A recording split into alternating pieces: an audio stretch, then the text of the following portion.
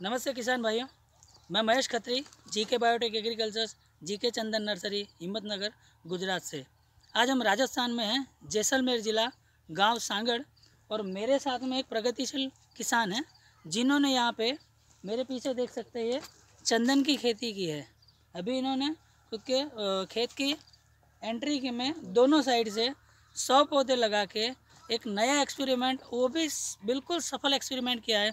जबकि बागायत विभाग में जब ये इन्फॉर्मेशन लेने के लिए गए थे कि यहाँ पे मैं चंदन लगाना चाहता हूँ तो लगाऊँ कि नहीं, तो इनको नेगेटिव अभिप्राय वहाँ से मिला था। यहाँ की ज़मीन उसके लिए सूटेबल नहीं है, आप मत लगाना। अब इस किसान ने क्यों खेती की है, इनके विचार क्या हैं, इनका भविष्य के लिए क्या सोच है, वो खुद ये बताएंगे। और दूसरे किसानों को ये क्या संदेश देना चाहते हैं, आप खुद सुनिए। और अगर आपकी आगे बढ़ने की मानसिकता है तो उसके ऊपर अमल कीजिए। नमस्ते, मैं बालूदान, गांव सांगड़, ज़िला जैसलमेर, राजस्थान से हूं। मैं पिछले 4-5 साल से ये खेतीबाड़ी कर रहा हूं और पिछले 3 साल से जैविक खेती भी कर रहा हूं। फिर मैंने अपने धीरे धीरे, ये हमारे क्या रेतीला इलाका पूरा, यहाँ पे आप पीछे सारे देखोगे पूरा रेत के टीले है। और ये भी मेरी रेतीली ज़मीन थी, उसको मैंने कल्टीवेशन कर फिर ये मतलब एक समतल ज़मीन के रूप में तैयार की ताकि मैं यहाँ फसल भी ले सकूँ। फिर मैंने मतलब हमेशा मेरा लक्ष्य रखा हुआ कि हर साल मैं 100 पौधे लगाऊंगा।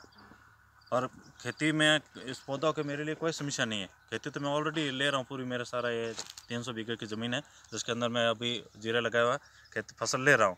मैं 100 पौधे लगा रहा हूँ, हरियाली भी हो जाती है, आंधियों के अंदर भी मेरी मतलब फसल की रक्षा भी हो जाती है, सब कुछ हो रही है। और पौधे सक्सेस भी हो गए तो 10 साल बाद में इसकी आमदनी भी अच्छी हो जाएगी। हर साल 100 पौधे लगाने से फसल लेने के अंदर मुझे कोई परेशानी नहीं हो रही है और पौधे भी सक्सेस हो रहे हैं। ज़मीन के लिए भी मतलब यहाँ पर पौधे जितनी ज़्यादा होंगे उतनी नमी बनी रहेगी, सुविधा भी होगी, आंधियों से भी मेरी फसल की रक्षा होगी, सब कुछ है।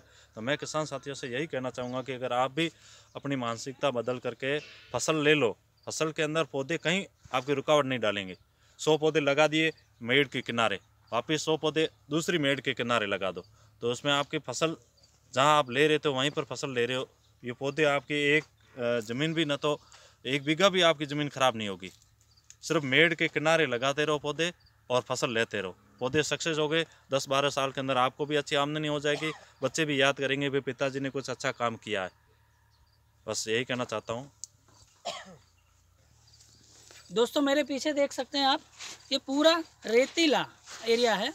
और जहाँ पे हम हैं, मतलब समझ लीजिए बाड़मेर से, धोरी मीना से, सांचौर से हम निकलते हैं तो पूरा जैसलमेर तक पूरा धीरे धीरे धीरे धीरे धीरे धीरे धीरे एरिया बढ़ते जाता है। और रेत का हिस्सा जो है, मतलब बालू रेत का, वो बढ़ते जाता है। तो ये सारे खेत जो हैं लेवल किए हुए हैं। तो पहले ये सारे टीले ही थे। तो मेरे पीछे आप देख सकते हैं दोस्तों, ये आशीर्वाद रूप है। जैसे यहाँ पे मतलब कोई सोच नहीं सकता था, वहाँ पे इन किसान ने खुद की जागृति बताते हुए, एक इंस्पिरेशन बनते हुए, लोगों के लिए एक प्रेरणा।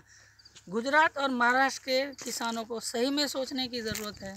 अगर आप अपना भविष्य बनाना चाहते हैं तो आप देख सकते हैं, ये रेत, ये ज़मीन का प्रकार है। ये जो अभी जीरा की फसल लगी हुई यही है। अब इसके अंदर देखो क्या उपजाऊ करने कुछ नहीं है। अब ये देखो बिल्कुल ये बालू रेत है, मिट्टी है। जो गुजरात के अंदर जो मिट्टी होती है, हम देखते हैं आकाश वैसी मिट्टी हमारे खेत के अंदर भी होती है तो हम कितनी अच्छी फसल ले पाते, मगर है नहीं। फिर भी ये हमारे लिए सोना है। इसी के अंदर हम जो हमारी फसल पैदा अच्छी हो रही है, ये प्रकृति का वरदान है और उसका हम लाभ ले रहे हैं।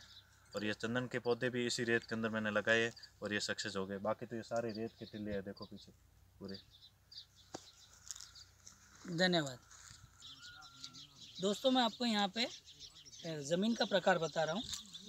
ये खेत है, ये रेत है,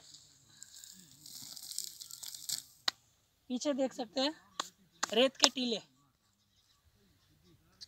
इससे ज़्यादा साबिती, इससे ज़्यादा प्रूफ हम नहीं दे सकते कि किसान चाहे तो, गुजराती में जो एक कहावत है, रण में अरण्य, मतलब रेगिस्तान में भी जंगल बन सकता है। इससे ज़्यादा हम कोई प्रूफ नहीं दे सकते कि आपको आगे किस हिसाब से बढ़ना चाहिए। धन्यवाद।